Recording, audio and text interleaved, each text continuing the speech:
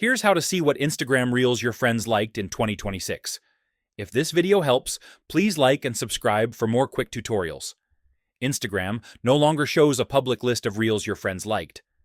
But there are a few ways to see some of this activity.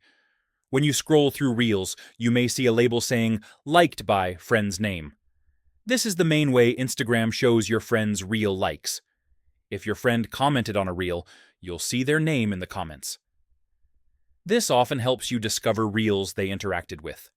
Open your Instagram DMs. If a friend shared a Reel with you, you can re-watch it there.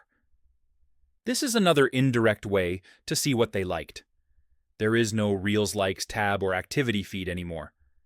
Instagram removed this feature for privacy reasons. You cannot open a profile and see all Reels someone liked. Any app claiming this is fake or unsafe. To find similar Reels, interact with content your friends like.